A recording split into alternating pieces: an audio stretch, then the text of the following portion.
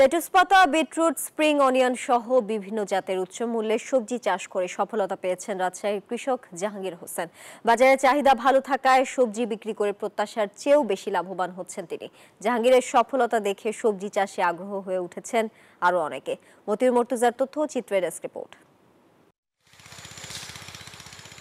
Fast food রেস্টুরেন্টের চাহিদার কথা মাথায় রেখে ৩ বছর আগে চাকরি ছেড়ে পুদিনা পাতা, থাই পাতা, লেটুস পাতা, বিটরুট, স্প্রিং অনিয়ন, থাই আদা সহ ১২ জাতের সবজি চাষ শুরু করেন কৃষক জাহাঙ্গীর হোসেন।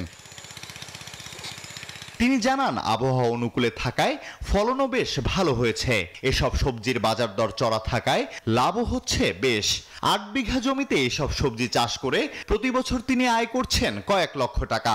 যেহেতু আমার ১২টা আইটেম, একটাতে না হলে একটাতে হয়, একটাতে না হলে একটাতে হয়, মানে লস নাই আমার। বান্ডেল থাকলে প্রতি সেনমানিতে টাকা বাঁচবে।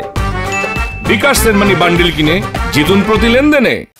হচ্ছে ১২টা আইটেমের মধ্যে যে কোনো একটা আইটেম সবসময় বাজারে হট আইটেম থাকে। তার সফলতা দেখে বিদেশি সবজি চাষে আগ্রহী হয়ে উঠেছেন অনেকে। তাদেরকে মাঠ পর্যায়ে সব ধরনের সহায়তা করছে স্থানীয় কৃষি বিভাগ। যেহেতু এটা উদ্যমী এবং সফল হয়েছে, সেক্ষেত্রে আমাদের অন্যান্য উপজেলার যারা আগ্রহী কৃষক তাদেরও আমরা মোটিভেশনের মাধ্যমে, ট্যুরের মাধ্যমে তার দেখতে বলি, এবং যারা আগ্রহী বাই দিস টাইম অনেকেই তার কার্যক্রমে, এই কৃষির এই আগ্রহ দেখে, এই কার্যক্রমগুলো দেখে তারাও স্বল্প পরিসরে শুরু করেছে।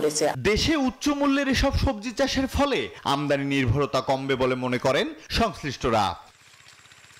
আলহাদি খান, ডেস্ক রিপোর্ট, নিউজ 24।